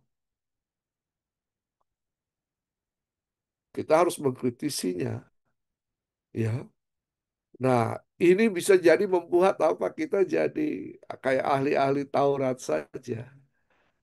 Tetapi dalam konteks untuk membangun. Jangan sampai apa yang disampaikan di mimbar itu berbeda dengan kebenaran firman Tuhan yang sudah melenceng jauh dari kebenaran firman Tuhan. Ya, itu dia Pak Victor. Itu yang jadi permasalahan. Akhirnya dogma itu berada di atas daripada doktrin. Dan apa yang terjadi dalam dunia politik gereja? Saling membanding-bandingkan dogma, betul kan? Akhirnya terjadi perpecahan di gereja. Kenapa gereja satu dengan gereja lain bentrok? soal dogma. Lebih lebih banyak soal dogma.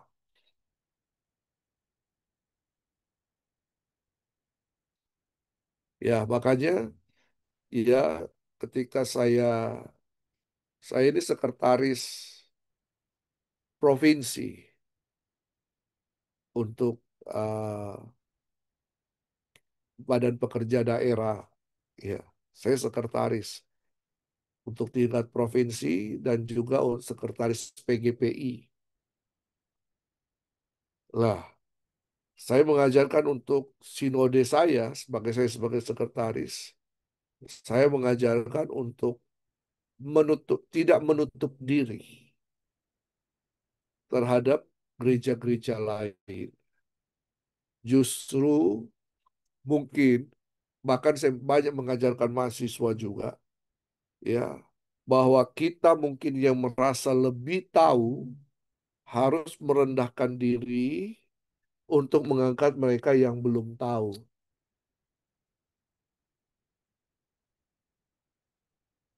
Ya, kalau kita merasa bahwa pengajaran kita lebih benar, lebih alkitabiah dengan gereja lain, jangan itu menjadi perbandingan dan sumber permasalahan yang ada. Justru kita harus melakukan pendekatan di mana kita harus berusaha memahami dan menolong mereka juga untuk bisa sampai kepada tahap apa yang kita mengerti. Ya, itu tujuan daripada pembelajaran seperti ini. Ya, jadi saya ada di sini sebagai dosen bukan karena saya lebih hebat dari Bapak Ibu Saudara. Bukan saya lebih tahu dari Bapak Ibu Saudara. Ya, tapi karena saya sudah mungkin lebih awal, lebih dahulu belajar daripada Bapak Ibu. Ya kan? Jadi akhirnya saya dipercayakan untuk mengajar. Firman Tuhan katakan, percayakan kepada orang-orang yang cakap untuk bisa mengajar.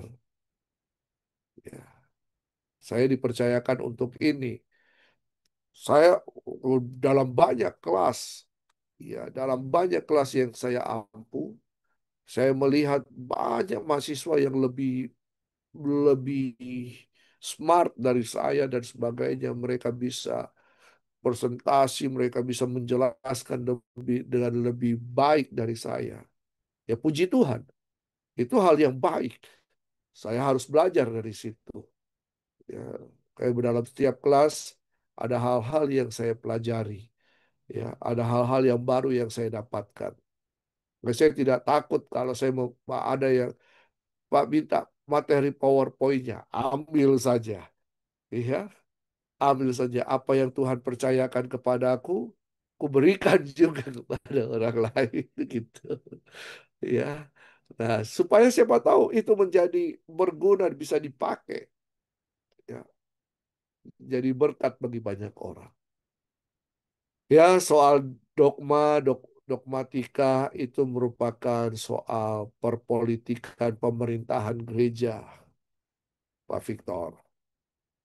Ya, tapi bagaimana kita harus cerdik menyiasatinya, ya itu butuh hikmat dari Tuhan. Ya, demikian adanya Pak Victor.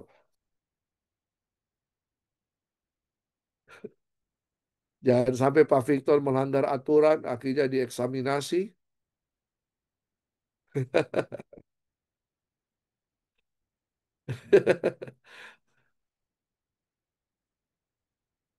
Ya. Silakan kalau masih ada.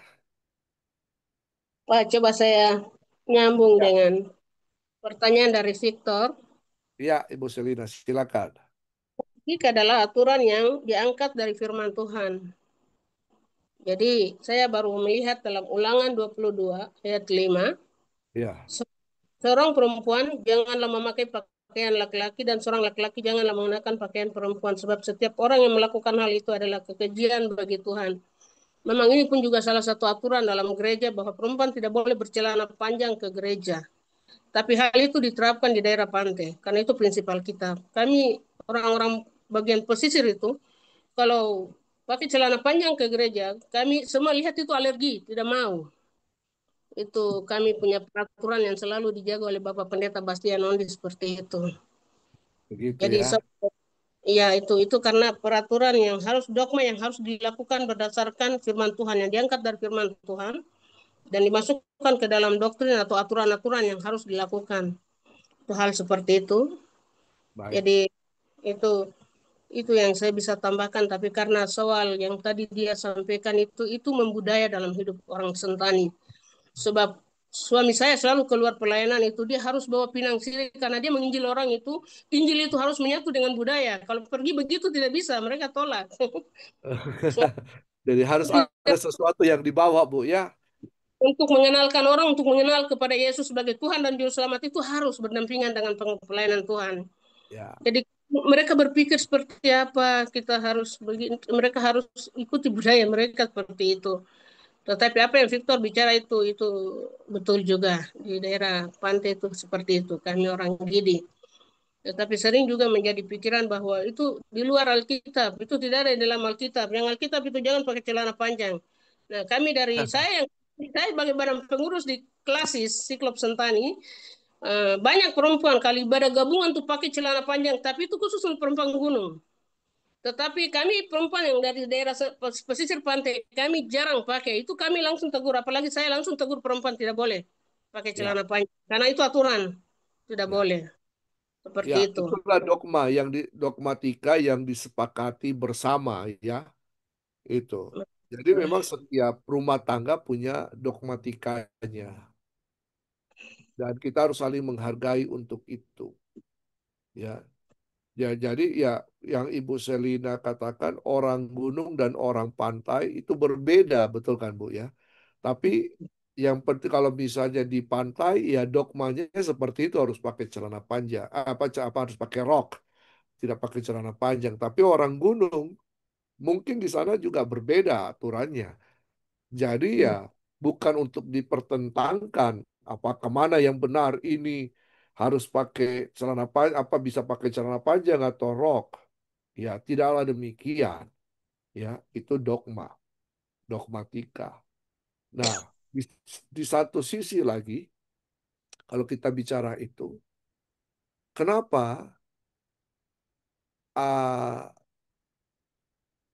orang Yahudi tidak bisa makan daging babi?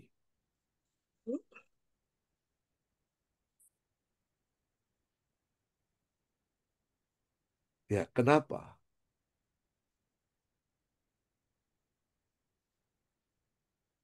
Karena memang ada aturannya. Ada hukum yang mengatur. Daging babi itu bagi orang Yahudi itu tidak kosher. Ya, itu tidak bersih, tidak ini. Tapi di luar orang Yahudi, mereka bisa makan.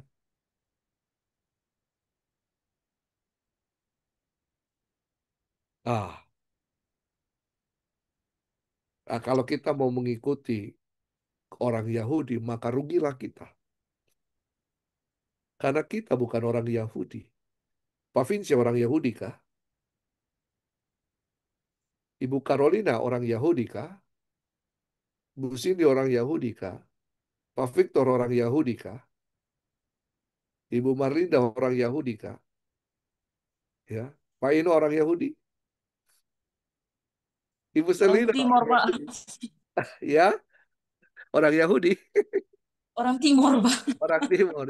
Ya, jadi TTL, Pak. Timor tembak langsung, Pak. ya, jadi begini. Memang ada aturan yang yang berlaku untuk suatu komunitas masyarakat. Dan saya akan mengikuti itu kalau saya jadi bagian di situ. Ya, ada orang di luar orang Yahudi yang kemudian tidak mau makan daging babi, tapi juga mau ikut dalam budaya atau agama Yahudi. Berarti dia harus baptis porselit. Jadi bagian dari orang Yahudi, mengikuti agama Yahudi dengan segala ketentuan dogmatikanya, aturan-aturannya. Tapi di luar itu mereka tidak bisa memaksakan. Ya, orang Yahudi jangan paksa kepada Pak Victor, jangan kau makan babi. Karena itu tidak koser. Nah, dogma itu harus berlaku ke dalam, bukan keluar. Ke dalam komunitas, mengatur komunitas. Karena itu cocoklah apa yang dikatakan Ibu Selina. Ya, tadi. Kalau komunitas di pantai, ya ditiadakan, apa tidak tidak bisa memakai rok dalam pertemuan-pertemuan ibadah. Ya. Tapi tidak melarang orang luar untuk datang pakai celana panjang dalam ibadah-ibadah ya Bu Selina ya. Iya. Betul. Ya, kalau dalam komunitas itu Ibu Selina berhak untuk menegurnya. Iya. Nah, itulah yang ada di dalam dogma. Jadi dogmatika itu berlaku ke dalam bukan keluar. Ya, kalau misalnya tidak setuju dengan itu, janganlah memberontak. Yang ada adalah kalau memang tidak setuju dan bertentangan dengan hati nurani, lebih baik permisi baik-baik, pindah aliran.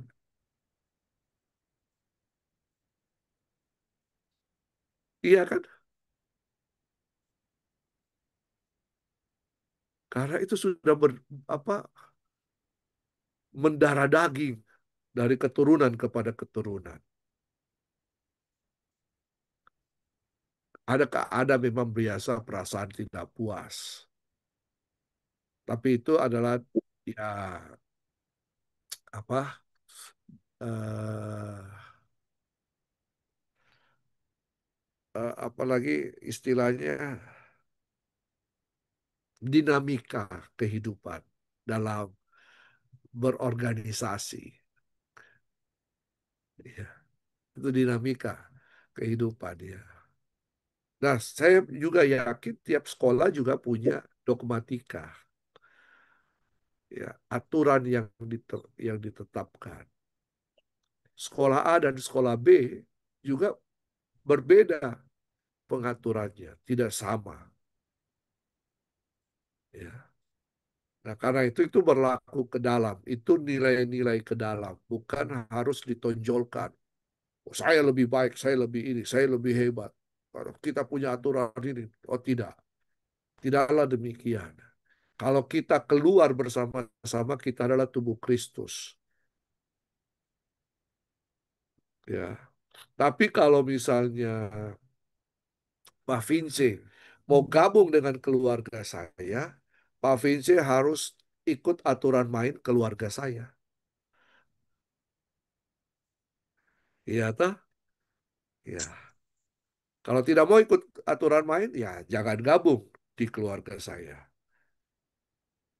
Begitu ya, Pak Denison ya. Ya. Pokoknya Pak Denison jangan sampai dilarang untuk makan babi. Makasih Bapak. Jangan jadi Yahudi-Yahudian ya. Ya. Buat Ini aliran kan baru aja, Pak. Buat aliran ya baru. Buat aliran aliran baru. baru aja. Iya, iya, iya, iya, aliran baru ya. Aduh. Ya, silakan kalau masih ada.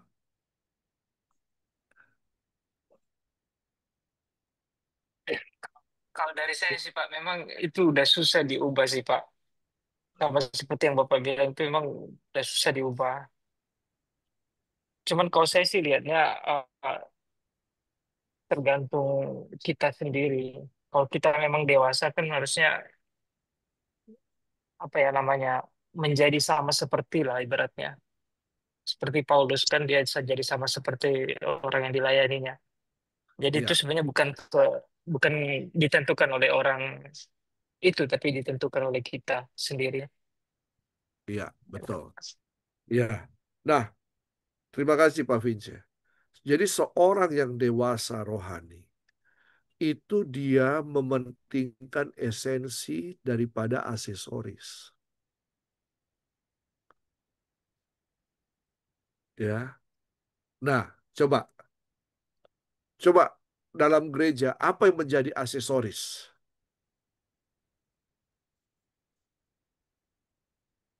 Apa itu aksesoris dalam gereja?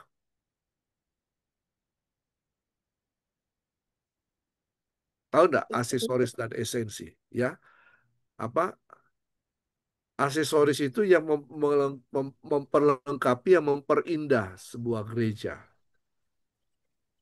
Kadang-kadang kita hanya mementingkan aksesoris dibanding esensi.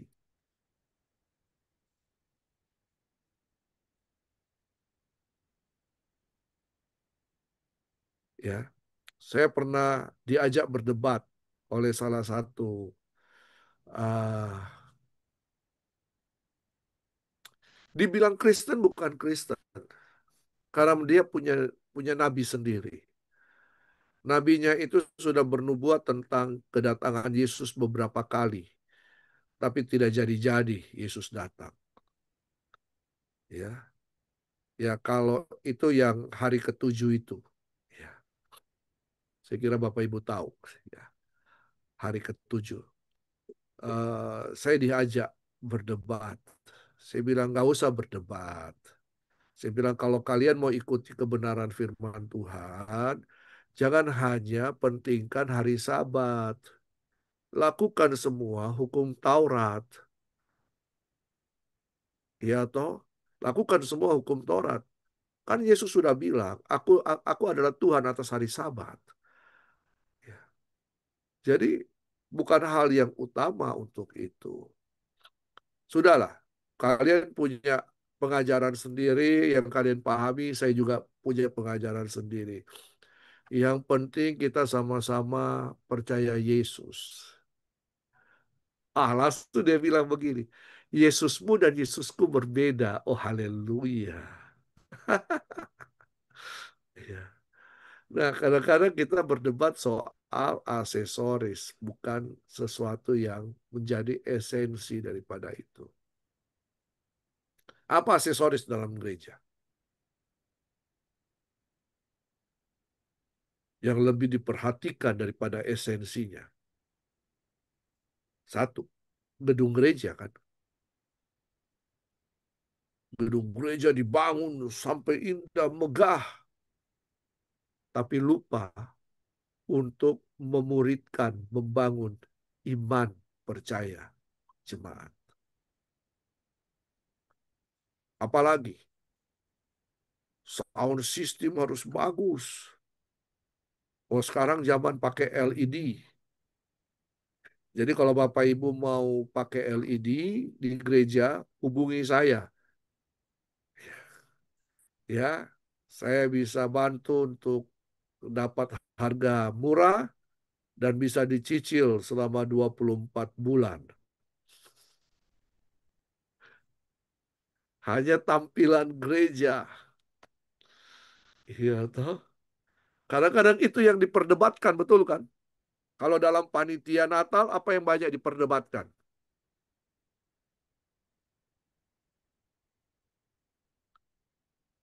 Menu makanan. Apalagi dan sebagainya. Bukan hal yang esensi, hal yang aksesoris. Jadi ya sudahlah kalau untuk hal-hal bagi orang yang bertumbuh dewasa dalam Kristus, hal-hal aksesoris itu sudahlah, tidak usah terlalu ini soal kostum lah, soal apalah, cara makan lah dan sebagainya. Tapi hal yang esensi, esensi ini yang perlu. Aksesoris juga diperlukan untuk membawa orang kepada hal yang esensi. Itu hanya alat, tapi bukan yang utama. Esensi itu adalah bagaimana seseorang bisa menjadi serupa dengan Kristus. Itu esensi.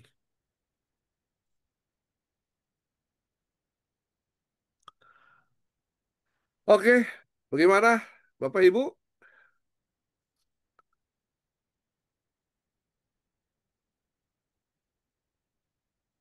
Puji Tuhan. Jadi besok sudah siap untuk presentasi? Ya, besok berarti dari 6:30, 7:30, 8:30. Saya akan 1 jam awal akan memberikan perkuliahan. Setelah itu eh, kita masuk dalam presentasi. Berarti Pak Ino, kalau misalnya 1 jam 6:30 sampai 7:30, berarti kalau kita selesai sampai 8:30, berarti besok itu ada berapa orang yang bisa presentasi. Kita di sini cuma 2 yang ikut perkuliahan ini, 1, 2, 3, 4, 5, 6, 7, 8 orang ya. Berarti dibagi 2 ya, 4-4 ya. 4-4. Ya, Bisa tolonglah dibagi 4. 4 ya. Ya, Jadi tolong dibagi waktunya ya. Jadi dalam satu sesi presentasi misalnya 20 menit atau 25 menit ya, 10 menit itu untuk pemaparan presentasi kita, materi kita. Selanjutnya kita pakai untuk diskusi. Ya, jadi jangan Bapak Ibu ambil 20 menit untuk presentasi, tidak ada diskusinya. Ya, tidak ada tanya jawabnya juga. Jadi kita batasi maksimal 10 slide, ya, tambah 1 slide judul, ya, di situ. Oke, saya kira perkuliahan kita hari ini cukup sampai di sini. Bagaimana? Siap, Pak. Aman. Iya, Ya makan babi. pulang makan babi ya. Babi itu sedap memang. Babi itu bikin awet muda, kinclong. Iya. Berbahagialah mereka yang suka makan daging babi dan tidak pernah melupakannya dalam kehidupannya. Oke, terima kasih Bapak Ibu. Ya, untuk perkuliahan hari ini saya serahkan kepada Pak Ino. terima kasih Bapak sudah membagikan materi ke kami.